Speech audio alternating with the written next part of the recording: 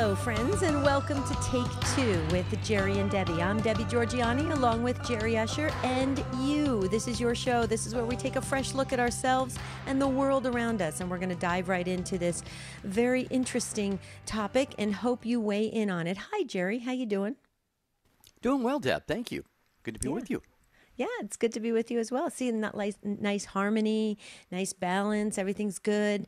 You know, that's not what's happening right now in the world, Jerry. It's not what's happening in families right now when you bring up the word politics. Uh-oh. Then everybody takes sides. Yeah, well, what do they say? You know, when you're out at a bar, those things you don't talk about are what? Politics, religion, and I don't know, whatever else, but it has definitely filtered down into even the most intimate of relationships, and that's what we want to talk with you about, dear friends, today. In your immediate circle of, say, family, immediate family, maybe extended family, do you have differences? I mean, we're all going to have differences, but how does that dynamic play out for you? Has it caused contention? I mean, Debbie, sometimes siblings won't even speak to each other because of their political views, and parent and child and so forth. I've had some of my siblings have unfriended each other on Facebook because of differences in political ideology. So it really is, and like you said, Debbie, it is a growing phenomenon, and it's getting so contentious. I rarely even follow social media anymore, to be honest with you, and I don't watch the news. So contentious is a good word. It's in my opinion, Jerry, it's gotten really nasty. I mean, it's mean-spirited. You know, it just the attacks and the way the quick throwing out of labels, and then everybody gets very defensive, and before you know it, everybody's kind of gritting their teeth and just kind of grasping, like ready to be in fight mode, and that's not a healthy way to be. And that's what we're talking about today. We titled the show, "I Can't Talk to My Family or Friends About Politics Anymore." Is that your situation? Is that your experience right now? Please weigh in on this. Help us, teach us how to better relate to one another when the word or the term or the subject of the political climate comes up. You know, let's have some ground rules on how we can interact with one another. Help us out today. 833-288-3986. We just don't want to hear all the horror stories. We want to hear methods and tools and recipes for success and to have harmony and balance and joy and just feel safe in the circles that we choose to present ourselves in. So we need your help. 833-288-3986. Yeah, this is something you almost certainly have an opinion, a comment, a take on. And, we're not asking you to reveal your party of preference or anything like that, but we just want to know, are you interested? Do you have any kind of an interest in politics? Are you involved? Maybe you're involved in some campaigns. Again, we don't need to talk about specifics of that, but maybe just how you felt called to get involved and make a difference in the sphere of politics.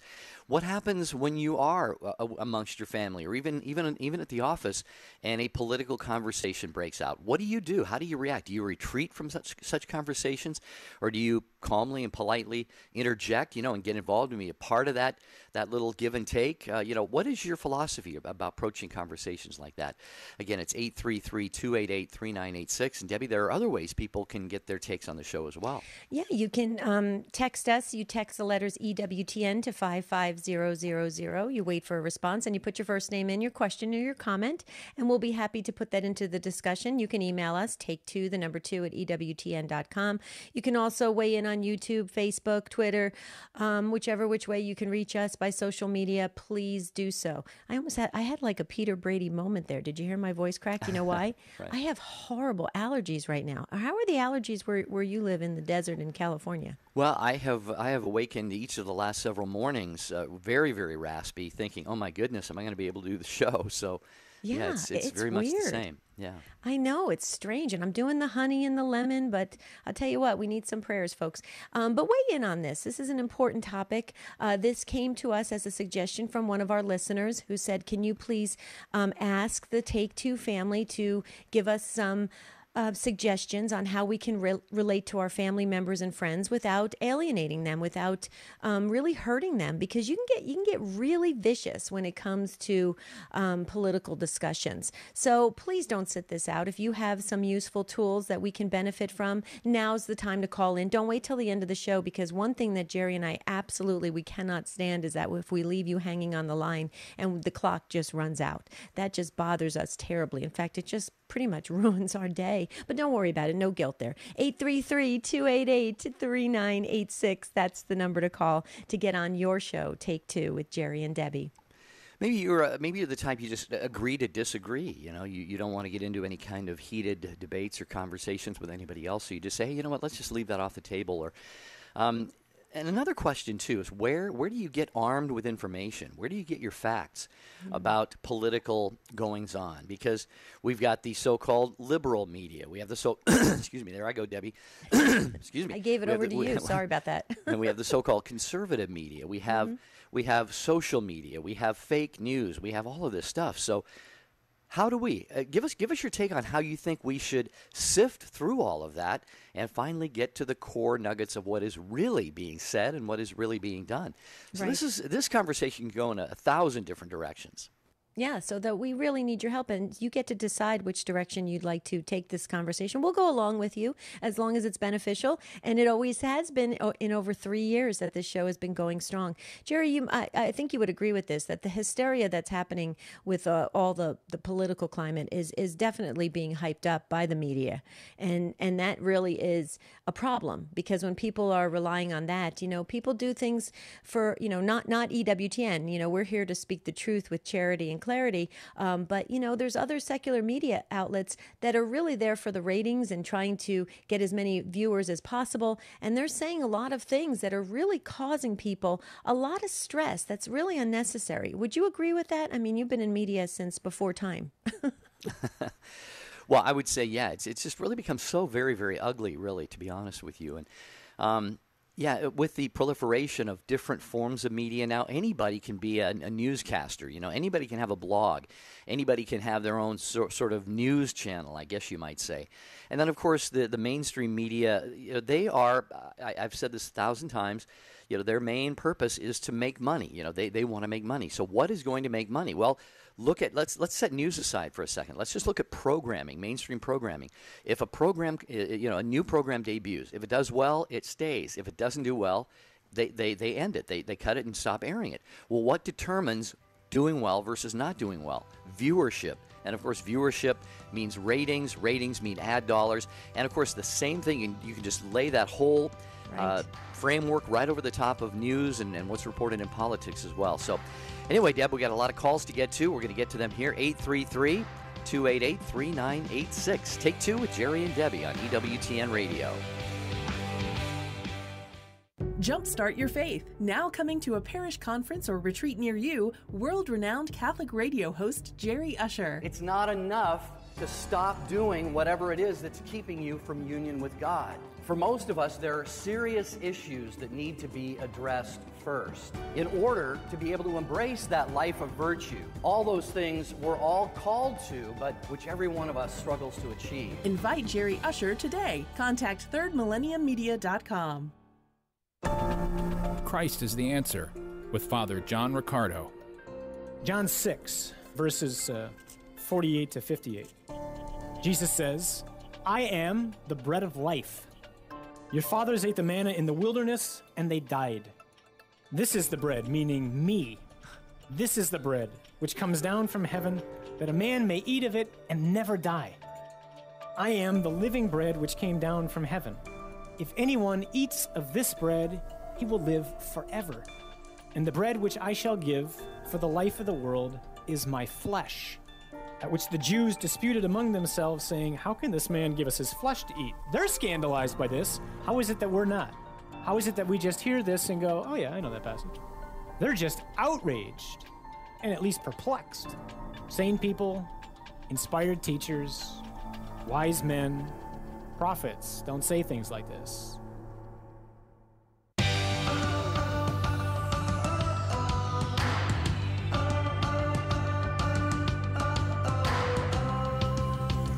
This is your show, Take Two, with Jerry and Debbie, and we're talking today about I can't talk to my family and friends about politics anymore.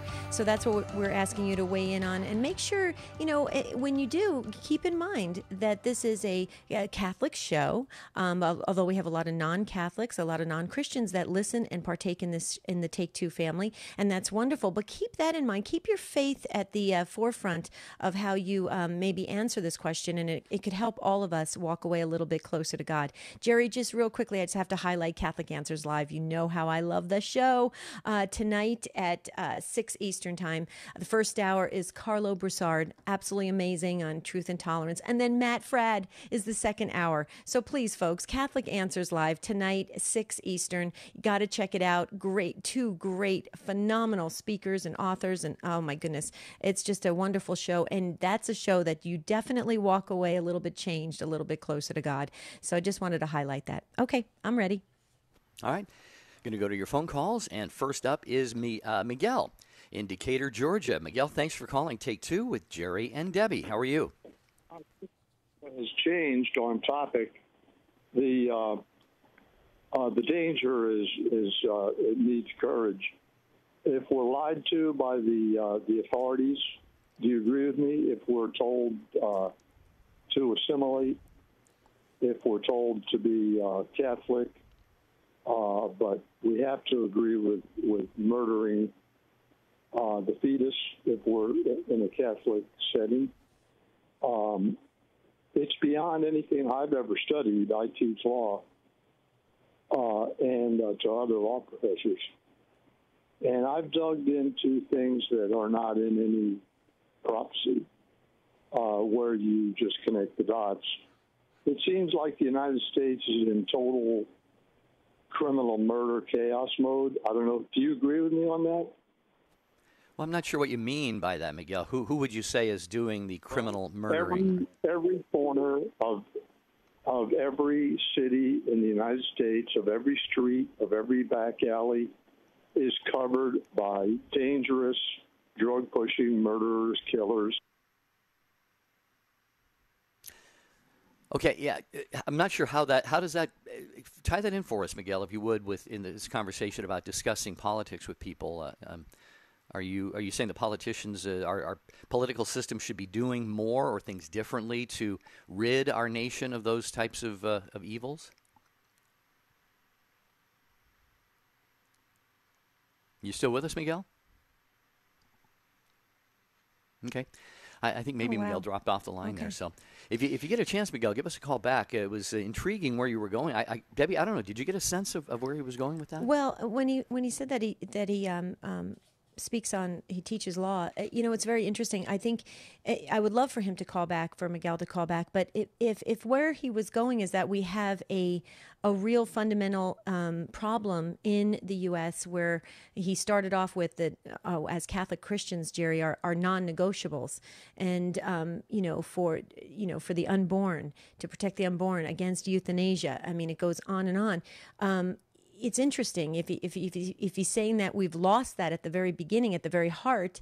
Then I would agree with him, because I think that we have. There's so many ways that relativism and to rationalize things have come into play, and it's really unfortunate because we've lost the ability to align ourselves with God as a society sometimes. And what do you think about that, Jerry? I mean, I think sometimes when people have somebody in their family that it pertains to, they can make exceptions, and then they start to put their Catholicism or their Christianity on the shelf. Yeah, that's very possible. I do hope that, Miguel, you will call back if you get a chance to do that, because I really would like you to be the one to flesh out where you were going with that. We can certainly sit here and speculate, but we do have those problems on the streets, and I think he mentioned the issue of abortion as well, but a number of different things, Miguel, you put out there. So if you want to call back and kind of tie those all together for us, feel free to do so. Yeah, it would help us. 833-288-3986. Oh, I think we do have him back on the line. He's back. Okay. What do we do? What do we do? Well, hold on just one second. Let's see. He's on hold. Let's go to Barb first, and then I think maybe another Miguel, but in case it's the first one, we'll get back to him. Barb, listening on the Station of the Cross in Erie, Pennsylvania. Hi, Barb. Welcome to Take Two with Jerry and Debbie. Hi. How are you today? Doing well, Barb. Okay. This subject is near and dear to my heart because I'm an artist, but I also work with the Vietnam veterans here. And as you can imagine, on one side you've got extremely liberal people, on the other side you've got extremely conservative people. And I don't speak about where I stand. I actually am a majority inspector for my voting district because I knew that if I took on a job at the election that I wasn't allowed to have signs in my yard, and I'm really not supposed to talk about politics. And when people ask me questions, I just say, well, I'm not supposed to talk about that. And the other part of it is my spirituality is on a high note right now, and I try very hard to live my faith. And my answer to people who are aggressive one way or another is to live my faith. And so basically, if somebody says something really horrible on one way or another, my response is always, I'm trying to respond the way Christ would respond rather than in a human way.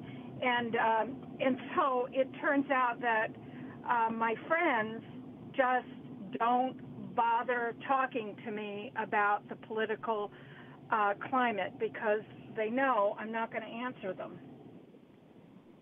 Okay, so but that's so my right. Okay, so Barb, so that keeps the harmony, that keeps the peace with your friends.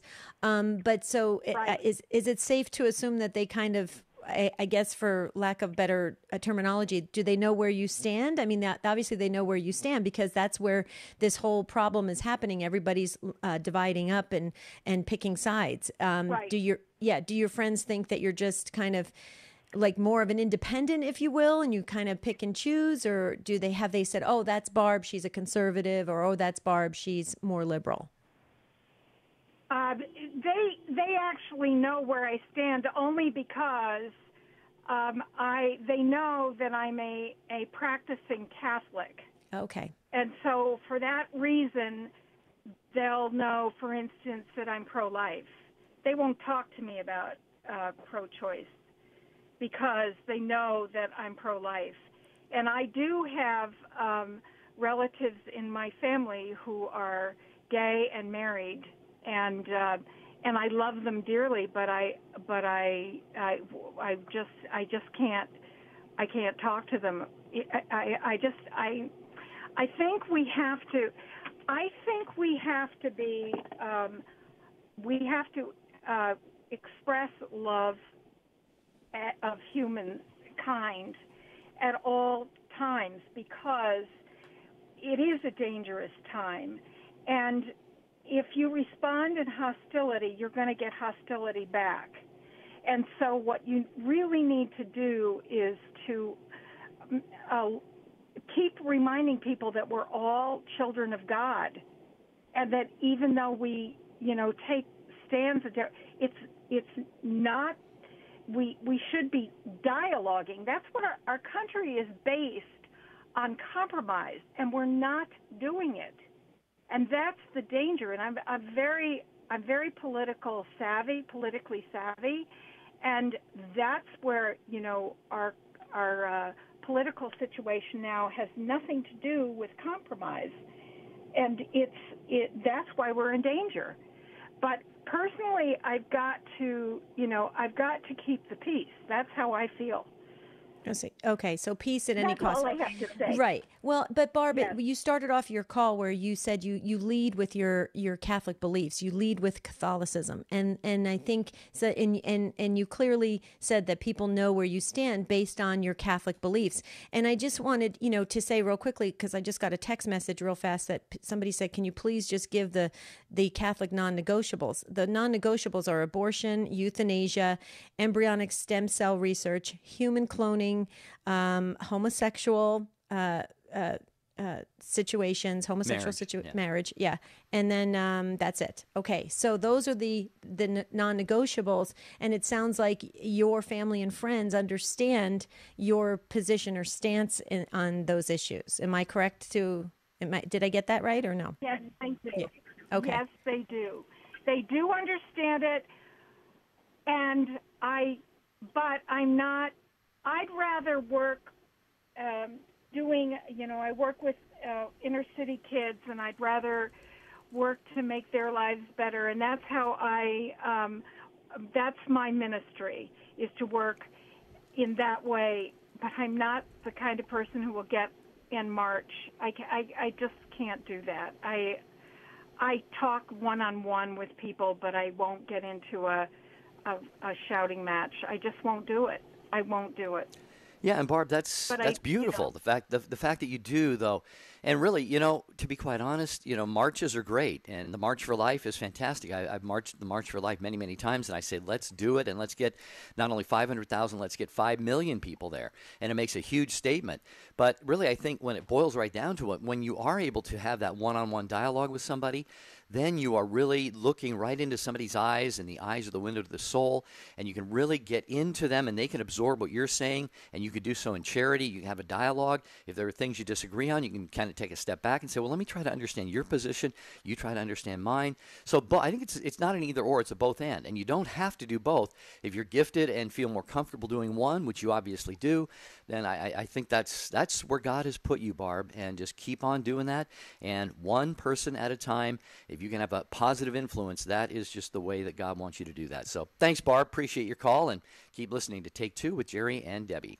Thank you, Barb, so very much. Okay, our friend Al in Alberta, Canada, on Sirius XM 130. Hi, Al. We've been praying for you and wondering how you're doing. Welcome to Take Two again. Hey, guys. How are you? Good. How are you? How the studies going? How's everything going? Awesome. Well, that's why I called in, and my studies have a direct link with the subject at hand. I'm an MA candidate in political science, so this is right in my wheelhouse. Nice. Well, we're listening intently. Give us your thoughts, Al. Yeah, well, what I've noticed is there's a lot of appeal to emotion nowadays. Like, people don't educate themselves with the necessary information to have a debate/discussion. Father Mitch said it beautifully yesterday in Threshold of Hope, where some people will just scream louder than you are and try to intimidate you, but that just shows they lack the education and information to have their own discussion points. And I noticed this even because as part of my degree, I teach first-year students, and I noticed that within classroom discussions and within their essays as well. Like, they won't have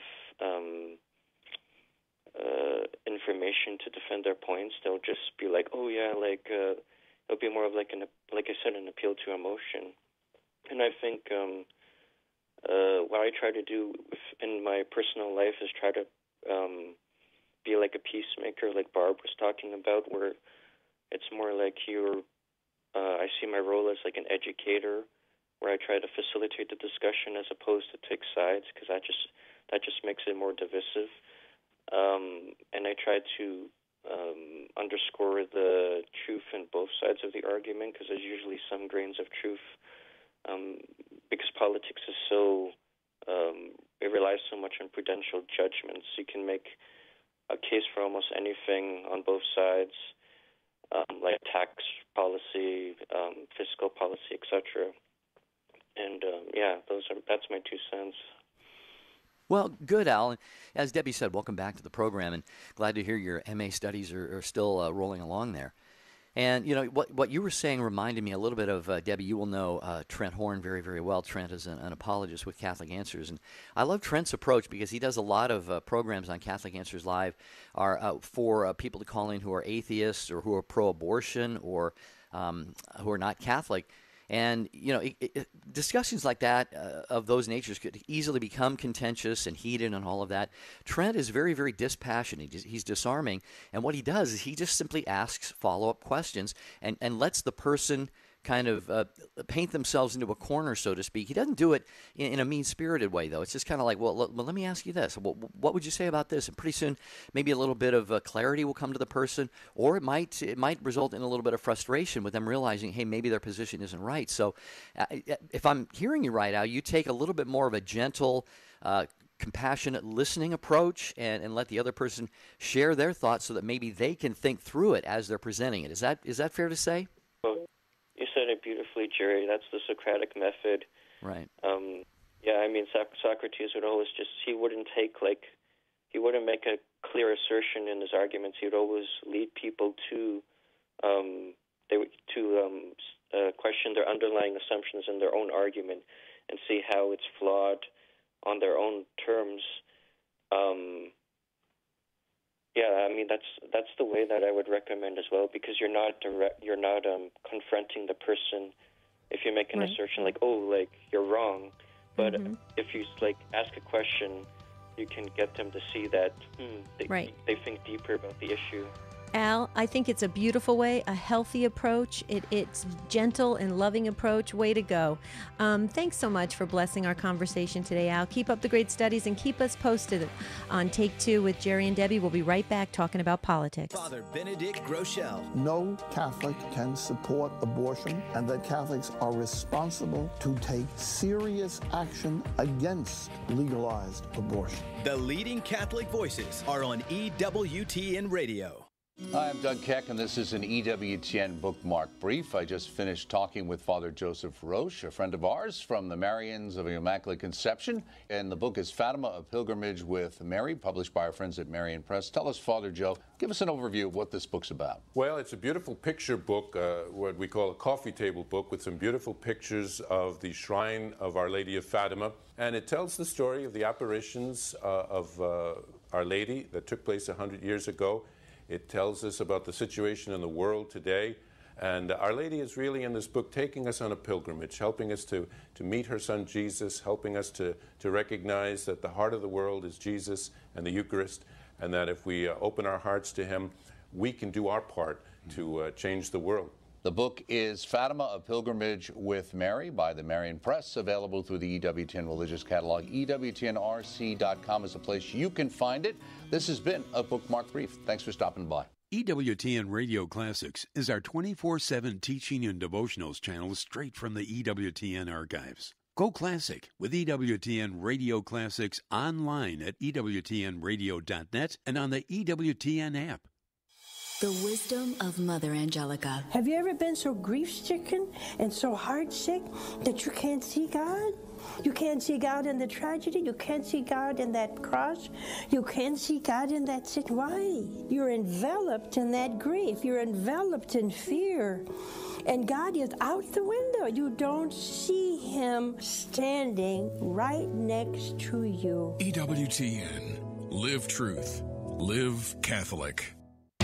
Hi, this is Janet Benkovic-Williams. We bring you the truth of the Catholic faith on Women of Grace tomorrow at 11 a.m. Eastern here on EWTN Radio. Now, back to Take Two with Jerry and Debbie.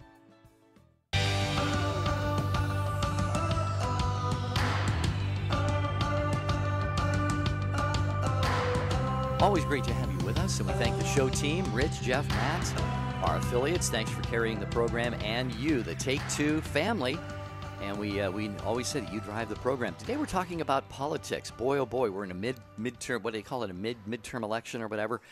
And it seems like, of course, there's always political campaigning going on, no matter what time of year it is, no matter what year it is. But our faith calls us to be attentive to the political goings on and to be involved and to vote. And so we wanted to have a conversation about how, where you find yourself in terms of especially your immediate family. Are you able to talk to people about this? Do you have differences? How do you dialogue about this? How do you form your own political opinions based on your faith? 833-288-3986. And Chris has a take in Fort Worth, Texas, listening on Guadalupe Radio. Hi, Chris. Welcome to Take Two with Jerry and Debbie. Hey, how's it going? Doing well, Chris. I like to think about how Jesus was not politically correct and didn't care about opinions. And I think about that in the imitation of Christ, and I don't go too far with it, because a lot of us could take that very far. It's just speaking our personal mind, but it's more like speaking what would be on the mind of Christ. In my personal life with my wife, I just got married in February. I brought up going to the hypothetical situation, going to a gay marriage or wedding of a gay, either someone who was one or the other. Pardon me, it wasn't a homosexual wedding. Sorry, it was someone who was getting married outside of the church. A Catholic who was left the Catholic Church and was getting married outside to avoid the Catholic Church, and would we support it as a Catholic husband and wife? And it brought a conversation to our married life, and it brought a confrontation between the two of us. And I had to stand up to say that I would not go. It doesn't mean I don't love them, but it would mean that we would be given a choice. How as Catholics would we love them? Would we support them and be there, or would we say we can't go and here's why? That kind of thing. I like to be prepared for what the choices, prepared for what is to come by thinking about how we interpret our faith through the Catholic Church here in the fallen world. Sure. Well, neither Debbie nor I are canon lawyers. Debbie, you did work in the Diocese of Phoenix for a while. I don't know if you have you may have a little more knowledge about this than I do. I have some thoughts on this, but Deb, do you have something to offer, Chris? Are you talking about this hypothetical situation? Yeah. Well, yeah, Chris. I mean, it's a touchy situation. I'll be honest with you. You'll talk to some priests that'll tell you that if it's a person in your immediate family, you have to weigh the personality and the situation and what's happening, and you should voice your Catholic concerns because you guys are practicing Catholics. You have others that would advise just state it up front that you're unable to attend because of these reasons, and then there's people in between. Leaders in the church that may say something a little bit different. It's really a case by case situation in the sense of the different nuances of each. You just painted a scenario, but that was kind of with a broad brush. There's different situations that are happening within families.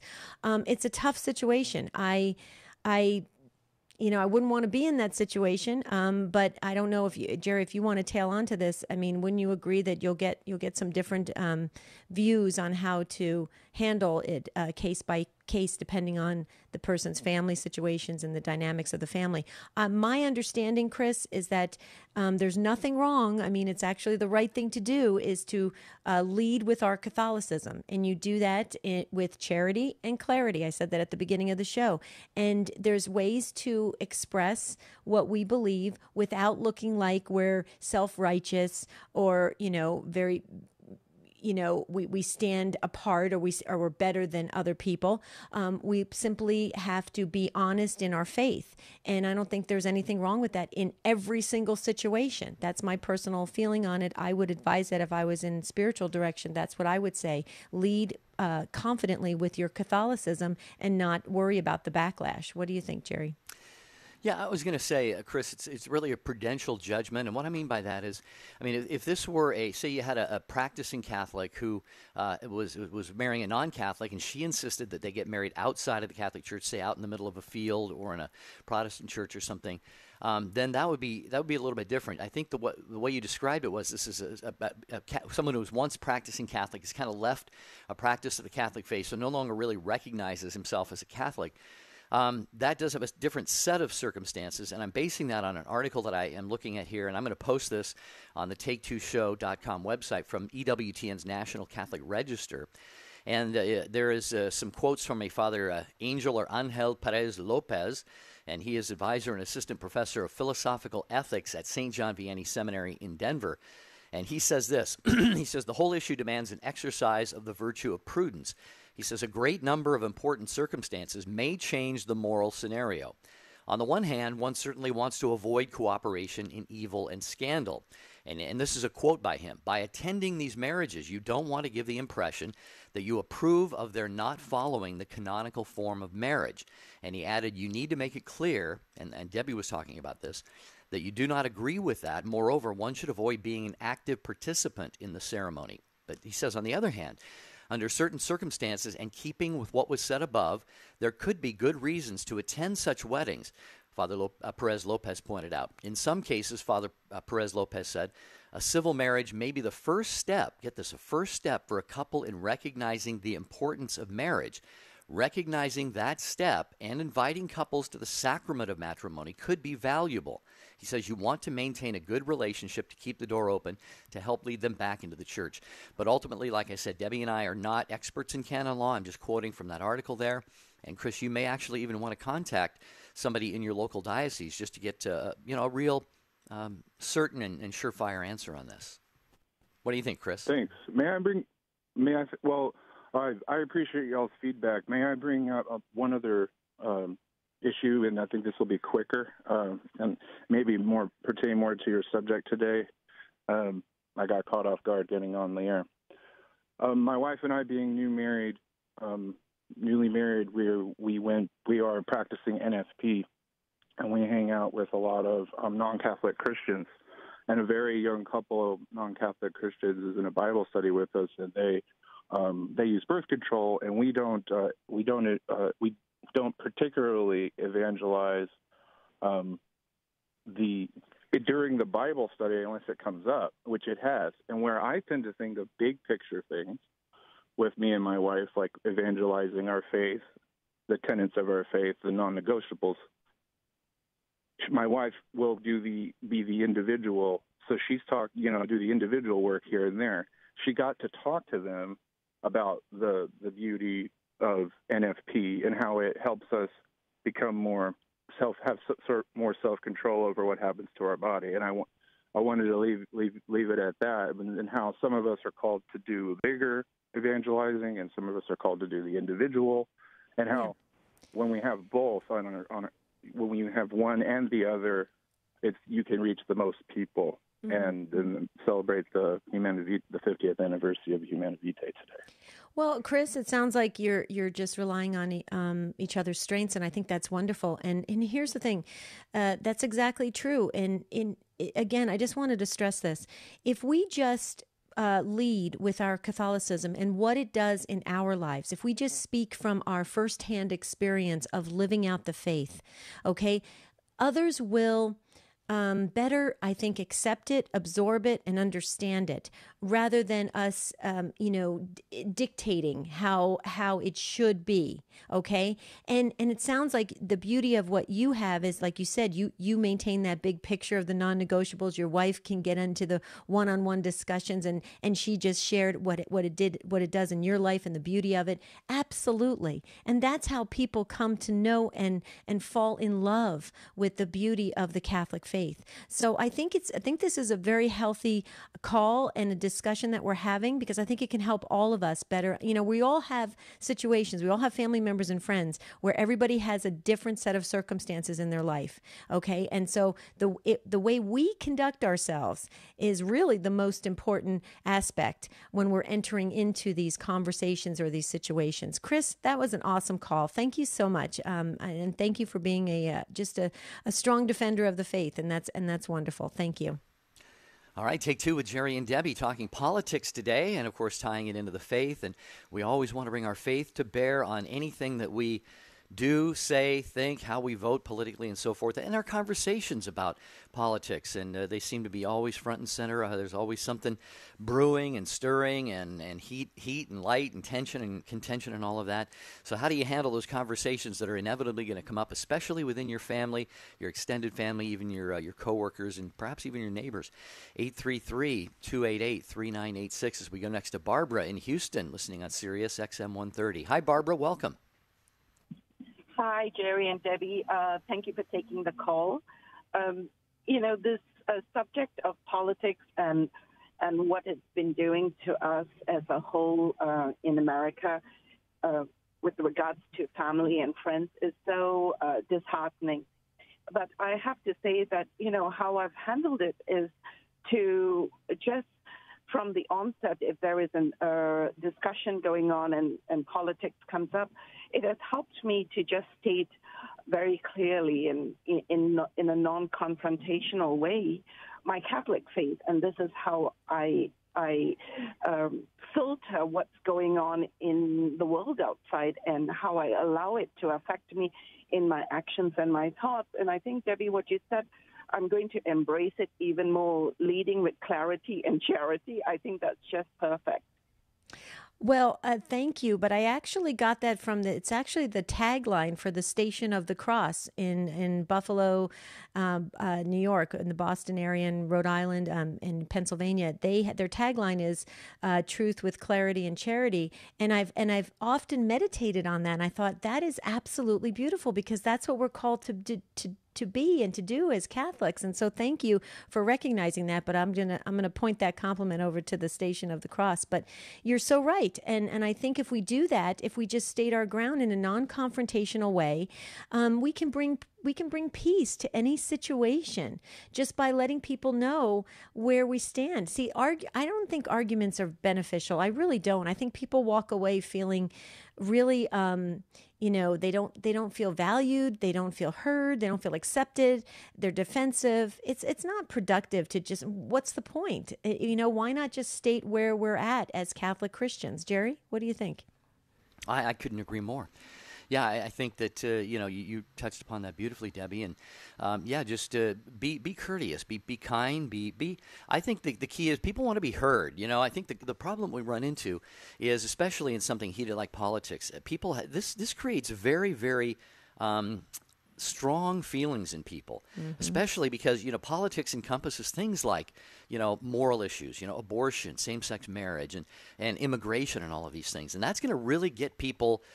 They have deep convictions. Yeah, people have deep convictions about these things, and so if you realize that somebody has those deep convictions, and they maybe they're kind of bubbling up near the surface, the last thing we want to do is just kind of meet that with our own sort of agitated response. We want to be able to just especially hear somebody, listen to somebody, because everybody's got where they're coming from is important to them, and we should recognize the importance that it has to them. Not that they're right or wrong, but simply just give them the opportunity to share what is on their heart. And then maybe gently, like you said, in charity and clarity, say, well, here's kind of a little different way that I see that, and then ask them, what do you think of that? So get that conversation going. Do that disarming, Barbara. What do you think about that? Just, hear somebody out and maybe share your side of the story politely, and then ask them to respond and see what they say about that. Barbara, what do you think? I have to share something with you, which I think is very pertinent. I grew up in a Muslim country, and I think growing up in a Muslim country, from the moment you have a certain amount of knowledge that you are in a Muslim country, which happens when you're by the age of 6, I think we already realized that, our faith was already being challenged because of the obvious. And I think we became aware of what it is to be a Catholic and why it was so important in our lives early on. And coming to America, I realized that people grew up as Catholics, but I think they just went along with everything. And for me, it's like, no, I'm Catholic. This is my belief system, and this is my life. It formed us. We already knew our identity, and our identity was a Catholic. And we now have an 8-year-old. My husband's from Vietnam, and we have an 8-year-old. So, both of us, I came from a Muslim country. My husband came from a communist country. Again, our Catholic faith is our identity. That's who we are. And our daughter, she's 8 years old. It's so remarkable when we talk about certain things, she will ask me, but Mommy, why aren't more people Catholic? Because why wouldn't they want to be a Catholic? And I think this whole conversation about politics and all of that is important, but I think Catholics can really shed some light and truth in this period in our history, because we have that moral clarity and guidance from the Church. We have the Catechism of the Catholic Church. We have that truth guiding us. So it doesn't matter which party is in power, political parties in power. It doesn't matter. Those are side issues. And I think the Catholic can really, really transform America right now if we kind of become more engaged with our faith, learn the teachings of the church, and really embrace it as our own. I think we have an awesome opportunity to setting the world on fire with the truth. And I just wish that all of us, your viewers, all of us would consider, getting more acquainted with the Catholic teaching. And I think we will be able to defend the truth with clarity and charity. Amen. Amen, Barbara. We would have let you go on for many hours. The show's only an hour long because we just loved what you had to say. I'm sorry. No, are you kidding? Sorry. Don't be sorry. Are you kidding me? What you said was just you were in a catechetical classroom, Barbara, and you were the teacher, and that was amazing. So please keep speaking the way you're speaking and share your upbringing, because I think in sharing your upbringing, it enables others to fall into how precious and understand how incredible we have, the blessings we have in our Catholic faith. And you can speak from that, from growing up in a Muslim country. That's amazing. So what you have to say was very valuable today. Thank you for taking the time and imparting. Yeah, you're wonderful. Thank you, Barbara. Beautiful soul you are. Thanks, Barbara. All right, EWTN Take 2 with Jerry and Debbie. We'll get to more of your calls. Debbie, did you know that there was a bishop who shut down his Twitter account recently? Is that Bishop Tobin in Rhode Island? Yeah, Bishop Thomas Tobin of Rhode Island, Providence, Rhode Island. He recognized that it was a major distraction, and he said it had become an occasion of sin for him. I know. And you know how I learned that?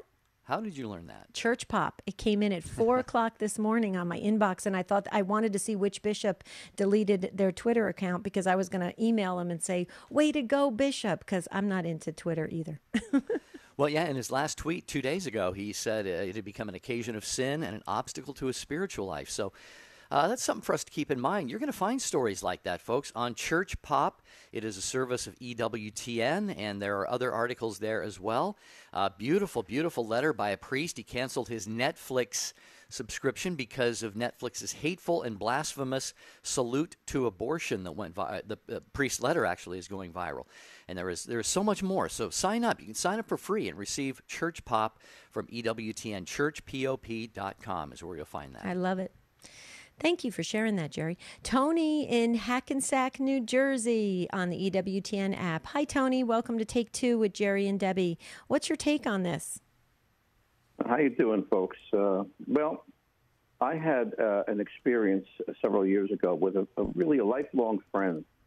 I got involved in a conversation about politics. It was before the current presidential elections, and I basically said my piece as that it's wrong when rich people get rich on the backs of working class and poor people, and they get rich by keeping poor people and middle-class people at each other's throats. And they're doing it deliberately, and they're benefiting, and everyone else is hurting.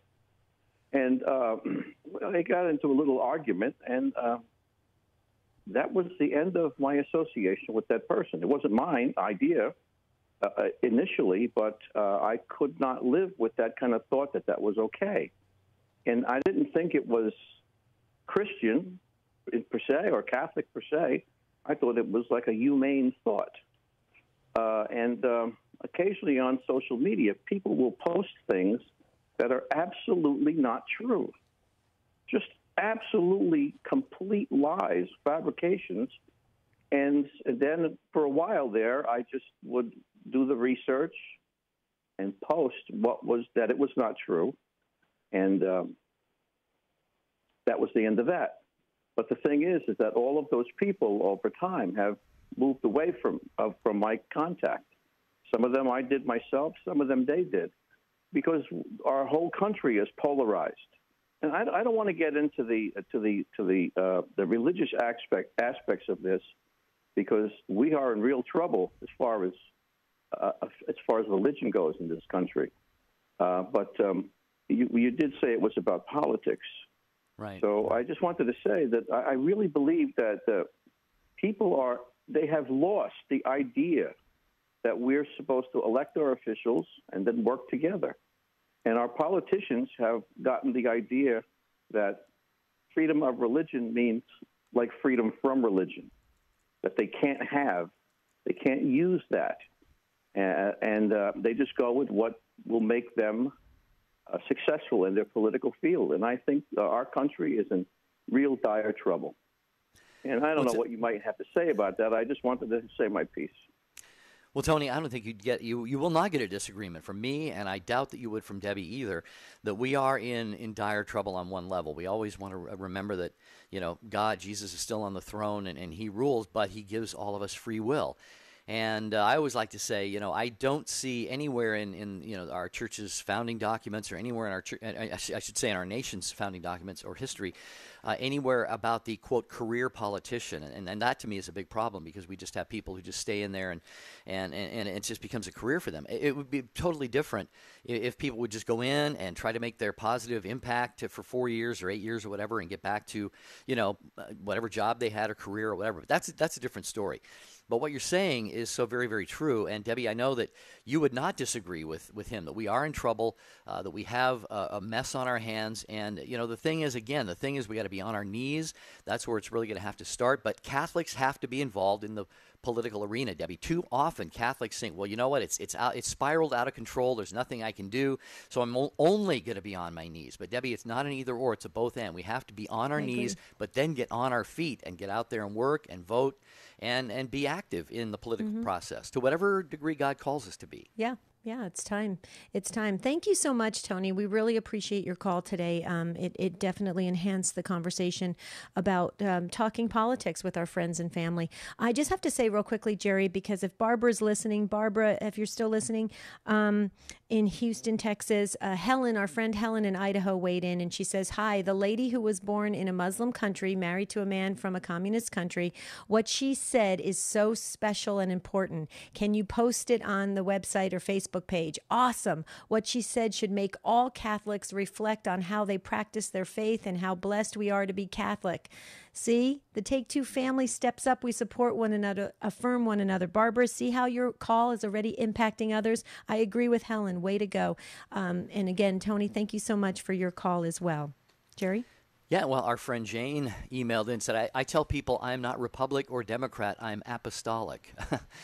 Oh, I like it, Jane. I say something similar. I say I'm not a Democrat or a Republican. I'm independent, which I am. But I vote according to moral principles. And, sometimes that's not even easy being an independent. But thanks, Jane. Thanks, Helen. Thanks, everybody else who contacted us via social media. And Judd and Paul and Ron and the others. We're so sorry we can't get to you. I mean, we really wish this show could be longer, but we are definitely adhering to the clock time it is. And we go right to the very second. So we try to get you in there. But you can always email us because that's how you can keep the conversation going. You email us, take2, the number 2 at EWTN.com. And then we have all the time in the world, right, Jerry? That's right. I love that. Well, another program coming up tomorrow. International Prayer Intentions. Debbie, what's that about? Is that tomorrow? International Prayer Intentions? Oh, it is? Oh, wow. Oh, I love that. Well, if it is, that's great. I'm sorry I don't have it in front of me. Please forgive me. You go ahead, talk about it. International prayer intentions for the world. So what are we going to be praying for tomorrow? I love that. So we got to think globally tomorrow. That's going to be exciting. Folks, you got to weigh in on it. This is your show, Take Two with Jerry and Debbie. Thanks so much for the full participation today. I think we learned. I think we grew a little bit closer to God. And I think we walked away with the Station of the Cross tagline, truth with clarity and charity. So thanks, Station of the Cross, and all of you folks. We'll see you tomorrow. Have a beautiful and blessed day.